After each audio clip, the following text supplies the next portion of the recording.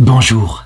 Dans l'histoire de l'Église, il y a eu quelquefois ce qu'on appelle une lignée de saints, c'est-à-dire à partir d'une source, quelqu'un qui était particulièrement proche de Dieu, une sorte de bénédiction qui s'est étendue de génération en génération, pour la raison suivante, c'est que la lumière qui était apparue au départ communiquait à ses propres enfants les propres lumières qu'il avait reçues et l'amour pour Dieu, et eux-mêmes le communiquaient à leurs propres enfants. L'un des cas les plus connus, c'est celui de Sainte Macrine l'Ancienne, qui mourut vers 370 après Jésus-Christ, et qui fut la mère et la grand-mère d'une multitude de saints, dont en particulier, il faut les citer, une série de docteurs de l'Église, au début de l'Église, comme par exemple Saint Grégoire de Nice, qui fut celui qui inventa ce qu'on appelle la théologie mystique, donc comment l'âme, peu à peu, par différentes purifications, se dirige vers Dieu. Mais aussi, elle fut à la grand-mère de Saint Basile le Grand, docteur de l'Église, à propos du Christ, à l'époque où on définissait la théologie, d'un grand moine et évêque que fut Saint Pierre de Sébaste. Bref, véritablement, on le voit, il y a des lignées de saints. Et bien, en Occident, même si la chose est moins nette à cette époque-là, parce que l'Occident était beaucoup moins cultivé que l'Orient de l'Empire romain, il y a eu quelques lignées de saints. Et en particulier, je voudrais parler d'un homme qui eut un pouvoir extraordinaire à l'époque des Mérovingiens, donc après la chute de l'Empire romain, Saint Pépin de Landen. Il fut maire du palais du royaume d'Austrasie sous Clotaire II et Dagobert.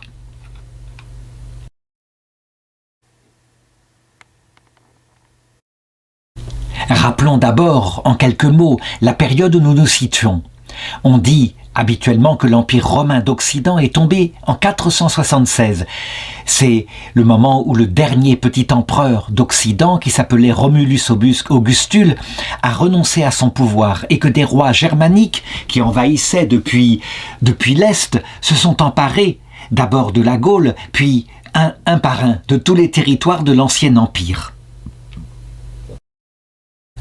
La conséquence, évidemment, parce qu'ils ont dominé cette région par leur force militaire, c'est qu'ils ont peu à peu imposé leur code de loi. Mais, très curieusement, la culture qui régnait dans l'Empire romain d'Occident, malgré tout, qui était supérieure à la leur, ils étaient assez primitifs, je dirais très barbares. Ils réglaient leurs conflits à coups de francisques, comme on le voit avec le roi Clovis, le premier roi des Francs en France, et qui, lui, parce qu'un soldat avait voulu s'emparer d'un vase qui était dans un butin après un pillage, qu'il avait cassé ce vase, le roi simplement avait fracassé en toute justice le crâne de ce soldat avec sa francisque. Évidemment, on était bien loin de l'état de droit qu'était l'État romain.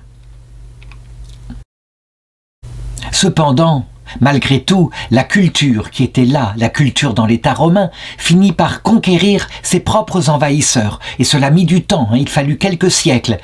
La dynastie des Mérovingiens, donc issue de Clovis, fut bientôt remplacée par une autre dynastie, celle des Carolingiens, qui avait été établie en particulier par les maires des palais, c'est-à-dire les premiers ministres des empereurs, les empereurs eux-mêmes étant plutôt des personnes qui vivaient dans le loisir, et je dirais une sorte de confort. Mais les maires de palais, eux, étaient de grande qualité. Saint Pépin de Landen appartenait à une famille de la très haute noblesse dans ce royaume mérovingien, dans les descendants de Clovis. Et je dirais, il allait être, par sa propre descendance, à l'origine de la deuxième dynastie, celle des Carolingiens, qui prendrait à un moment donné le pouvoir sur les Mérovingiens. Mais nous n'en sommes pas là. Qui était-il au point de départ ? Un homme de famille très noble et donc qui reçut une éducation, comme c'était le cas à l'époque, auprès des meilleurs endroits. Qu'y avait-il comme meilleur endroit ? Les parents d'enfants nobles les confiaient en général soit à une école cathédrale auprès d'un évêque qui avait recueilli quelques théologiens qui leur apprenaient la grammaire, la rhétorique, la dialectique, donc comment se servir de la langue, ce qu'on pourrait appeler lire, écrire, compter. Et puis, qui leur apprenait aussi des notions de théologie, qui à cette époque-là se faisaient par des commentaires de l'écriture sainte, à l'école de Père en particulier de Saint Augustin, qui avait écrit en latin. Et donc il reçut la meilleure éducation, peut-être aussi auprès d'un monastère, puisque les monastères, eux aussi, avaient gardé une tradition d'école pour les enfants de la noblesse. Et évidemment, étant de la haute noblesse parmi les rois flamands, eh bien, il vécut à la cour. Et là, il faut le reconnaître, quelles étaient les mœurs de la cour chez les rois mérovingiens? Eh bien, des mœurs grossiers, véritablement. Je veux dire par là que les soldats, les militaires qui étaient les nobles autour du roi, eh bien, c'était du gros humour, de l'humour masculin, avec beaucoup de boissons. Et je dirais que les femmes, elles servaient souvent de cinquième roue du carrosse. Ça veut dire qu'elles étaient belles, elles étaient parfois des prostituées. Et les femmes de la noblesse, quant à elles, beaucoup plus proches de la religion, étaient souvent dans un mariage imposé qu'elles n'acceptaient que difficilement. N'empêche qu'elles eurent un rôle fondamental puisque, par leur finesse, qui était plus rapide à acquérir que chez les hommes, qui étaient des guerriers, et bien par leur finesse, peu à peu, elles affinèrent les mœurs de ce royaume mérovingien. Et puis se leva ce fameux Pépin de Landen dont on dit qu'il avait eu un ancêtre déjà qui était maire du palais, c'est-à-dire premier ministre d'un roi mérovingien.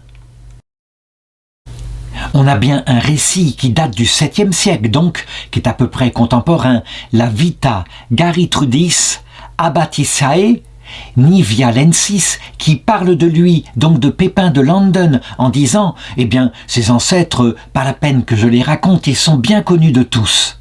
Ce qui nous, évidemment, ne nous arrange pas, mais ce qui veut dire que, à son époque, sa lignée familiale, par son père et par sa mère, était fort célèbre. On a pu reconstituer, sans doute, à peu près d'où il venait. On pense que son ancêtre direct s'appelait Carloman, il était maire du palais, donc premier ministre d'un roi d'Austrasie appelé Tibère II, qui régna entre 596 et 612. L'Austrasie, ce royaume qui était au nord de la France, comprenant aussi la Belgique, la Flandre actuelle, eh bien, pourquoi se faisait-il, comment se faisait-il qu'il y avait donc, à la succession des rois qui avaient unifié tout de même la France et l'Allemagne à cette époque-là, pourquoi y avait-il plusieurs royaumes? Pour une raison simple, c'est que il n'y avait pas la loi de la primogéniture. Ça veut dire que lorsqu'un empereur mourait, son royaume était partagé à égalité entre tous ses fils. S'il en avait 4, on faisait 4 parts. S'il en avait 3, on faisait 3 parts. Et ensuite, évidemment, si l'un des 3 fils mourait, les autres s'emparaient de son héritage, agrandissaient leur royaume, ce qui faisait souvent des guerres civiles qui se passaient à cette époque-là. En particulier la fameuse guerre très célèbre qui fut excitée par des femmes mauvaises du royaume, à savoir Frédégonde et Brunehaut.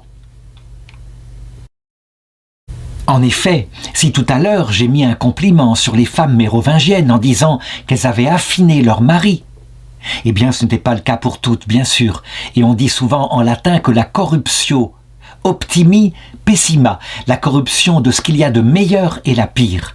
Lorsque des femmes se transforment en femelles au sens mauvais du terme, ça veut dire n'ayant comme but que le pouvoir sur leur mari et que leur propre fils, parce que souvent les rois mérovingiens étaient polygames, que leur propre fils règne à la place de leur père, alors elles pouvaient se transformer en lionnes, mais des lionnes spéciales, des lionnes n'utilisant pas simplement le poignard, mais utilisant le poison et la langue et la ruse. Et c'était ainsi, c'est la psychologie féminine lorsqu'elle tombe dans de tels combats. Quant au nom de la mère de Saint Pépin de Landen, eh bien, on n'en a aucune trace. On ne peut pas dire, mais probablement était-elle une fille de Garibald, le premier duc de Bavière. En effet, il faut savoir que donc les Francs avaient unifié, eh bien, aussi bien ce qui deviendrait plus tard la France et ce qui deviendrait plus tard l'Allemagne. Et je dirais que s'il n'y avait pas eu cette succession, pas à égalité, sans doute que l'Allemagne et la France seraient devenues un seul et même royaume.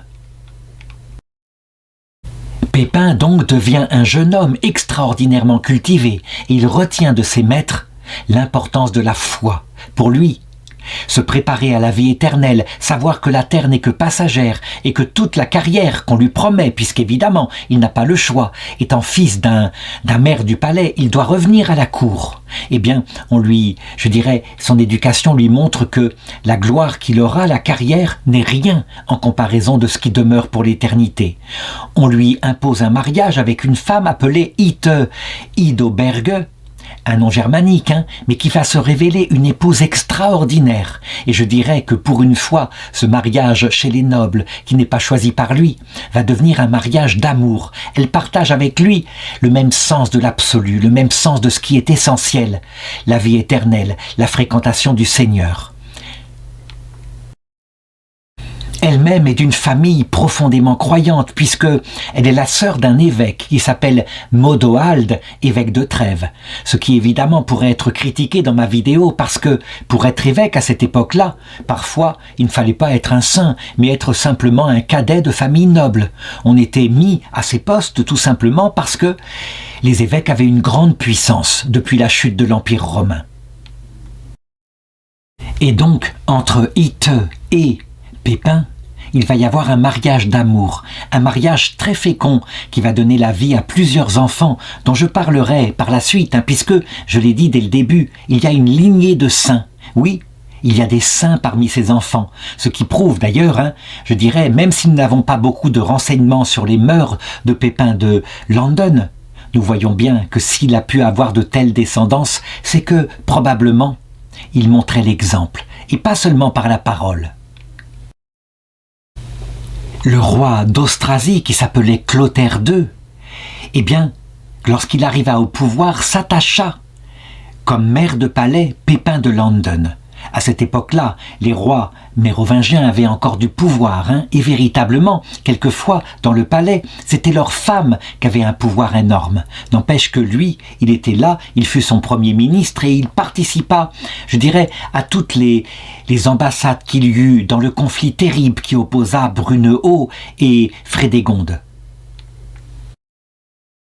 Je ne veux pas entrer dans les détails de cette histoire puisque ce n'est pas l'objet, mais il faut savoir simplement qu'elle est racontée amplement par un écrivain ecclésiastique de cette époque, Saint Grégoire de Tours, qui s'en arrache les cheveux. C'était véritablement quelque chose de terrible que cette guerre familiale qui entraîna en même temps tous les royaumes francs et qui se termina évidemment par des massacres mutuels. À la fin, eh bien, l'une de ces reines qu'avait envenimé le conflit, donc la fameuse Brunehaut, lorsqu'elle tomba au pouvoir d'un des enfants de cette lignée qui était dans ses ennemis, eh bien, il la livra pendant 3 jours à ses soldats afin qu'ils fassent ce qu'ils voulaient d'elle. Elle avait 70 ans, ils la violèrent, ils la brûlèrent pendant 3 jours, et puis, elle était encore vivante. On l'attacha par un pied, par une main, par ses cheveux, à un cheval fougueux, un dromadaire, dit-on même, qui la traîna sur un chemin de pierre où son corps fut démembré. Voilà quelles étaient les mœurs dans le pire de leur acception. Et je dirais, Brunehaut n'aurait pas été tant célèbre si cette mort, ce martyre, un véritable, elle ne l'avait subi. Donc lui, il était là parmi les mœurs de la cour, je veux dire Pépin de Landen, et il se comportait bien, on le voyait, toujours silencieux, ne plaçant un mot que quand il le fallait, et quand il plaçait un mot, c'était toujours un mot apaisant. Jamais il ne se livrait comme les autres seigneurs durant les banquets qu'il y avait au palais du roi. Jamais il ne se livrait aux débauches et puis à la boisson. Bien au contraire, il savait parler au roi. Lorsqu'il avait des saoulés, il allait le voir dans sa chambre et il savait, véritablement, sans l'humilier, lui donner les justes conseils et même lui apporter les remontrances qu'il fallait parce que, on le sait, les rois mérovingiens étaient fort superstitieux. Je veux dire que le baptême qu'ils avaient reçu, baptême catholique, ne produisait son effet que à moitié. Et souvent, eh bien, c'était là plutôt pour obtenir des victoires militaires et surtout la vie éternelle. Donc, on avait un levier là-dessus en disant « Si, ô mon roi, vous agissez ainsi, vous savez bien que, au moment du jugement dernier, il vous en sera demandé compte, donc réfléchissez bien. » Et ceci avait une influence importante sur les rois, qui se comportèrent peut-être un peu mieux.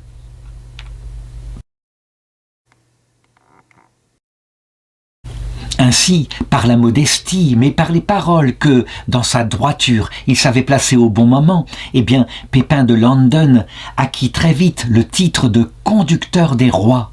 Oui, un pasteur dont les brebis sont des rois, et des rois successifs, puisqu'il ne fut pas maire du palais seulement durant le règne de Clotaire II, mais durant ses successeurs.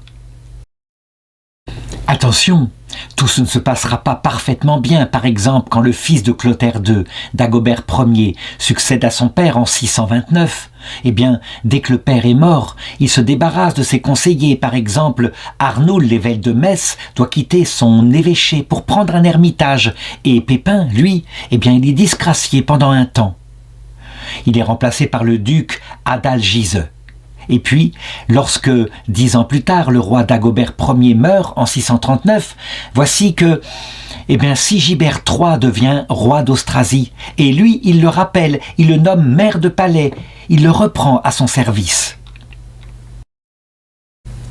La confiance est totale au point qu'il l'envoie en ambassade pour aller du côté de Compiègne, pour récupérer le tiers d'un trésor royal qui est destiné à Sigebert III.